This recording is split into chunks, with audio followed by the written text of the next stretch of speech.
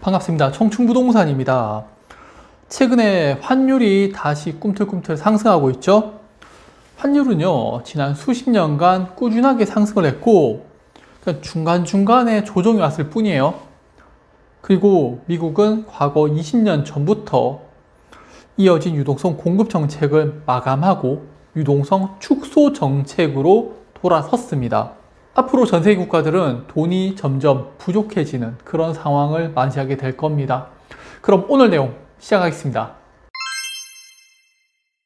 최근 원달러 환율이 상승하고 있죠.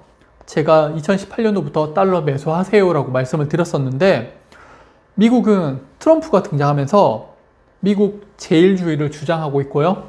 과거 마샬 플랜처럼 다른 국가에다 돈을 빌려주고 그 돈을 이용해서 미국 제품을 사는 그런 정책에서 이제는 미국 내에서 AI와 로봇을 이용한 생산과 소비를 이어가겠다라는 그런 정책을 펼치고 있죠. 세계 2차 대전 이후부터 이어져 오던 경제 이론들이 다 사라지고 앞으로 새로운 이론들이 나타나게 될 겁니다. 우리는 그거를 준비하셔야 돼요. 그래서 달러의 중요도가 점점점 더 올라가게 될 겁니다. 그리고 우리나라 10년물 국채 7월 10일 날 금리 발작이 있었습니다. 2.8%에서 움직이던 우리나라 국채 금리가요, 딱 하루였지만은 3.1%를 찍고 그 다음날 내려오게 됩니다.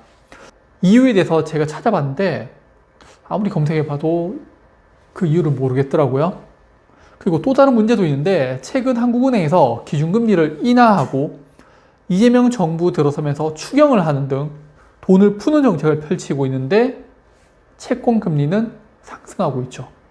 시장에서는 미국의 관세 정책 영향으로 채권 금리 인상 쪽으로 방향을 잡는 것 같습니다. 월가의 황제 다이먼 JP 모건 회장은요, 미국의 금리 인상 가능성이 40에서 50% 있다고 하면서 관세 우려가 요인이라고 하죠. 이 말이 맞죠. 전 세계가 미국의 관세로 인해서 물가가 상승하고 금리가 인상되면서 경제가 위험해지는 그런 우려를 했었는데 어느 순간부터 관세 인상되고 물가 올라가면 미국 경제 안 좋겠네? 금리 인하하겠네? 라고 기대를 하고 있어요. 그런데 미국의 경제는 점점 좋아지고 있죠. 이번에도 소매 판매 좋게 나왔고요. 또 관세 영향으로 미국의 물가 상승률은 2.7%를 기록했는데 미국의 목표 물가 상승률은 2%입니다. 물가가 높은 거예요. 그래서 트럼프가 금리 인하하라고 하는데 파월 의장이 금리 인하 안 하고 버티고 있는 거죠. 이 자료는 미국의 식품 물가 상승률로 작년 10월 이후에 계속 상승하고 있죠. 현재 미국은 4%대의 고금리를 유지하고 있는데도 불구하고 물가가 올라가고 있는 상황입니다. 그래서 파월이 금리 못 내려요. 또 미국의 경제는 제가 좋다라고 말씀을 드렸는데 이 자료는 미국의 기업 이익으로 코로나 이후에 계속 상승하고 있죠. 미국의 경제가 좋다라는 것을 보여주는 겁니다. 자, 미국의 경제가 좋으니까 미국채 10년물 금리 보면은 코로나 이후에 계속 금리가 상승하고 있고 현재도 4.4%대의 고금리를 유지하고 있는 겁니다. 그런데 우리나라는 금리 인상했다가 부동산 문제, 가계부채, 기업부채 문제 등으로 인해서 금리를 다시 인하해서 2.8%대로 내렸죠. 미국의 금리가 높으니까 돈은 우리나라에서 미국으로 흘러갈 수밖에 없는 거고요. 그래서 우리나라의 외환보유고는 계속 감소하고 있고 환율은 상승하고 있는 겁니다. 미국의 금리가 혹시라도 다시 인상으로 방향을 잡게 되면요, 우리나라 외환보유고 4천억 달러 붕괴될 수 있습니다. 미국 경제 좋아서 금리 인상 이야기도 흘러나오고 있는데 한국은행은 성장의 하방 리스크 완화를 위한 금리 인하 기조를 이어가야 돼라고 하고 있죠. 금리 인하하겠다는 의도를 충분히 엿볼 수가 있습니다.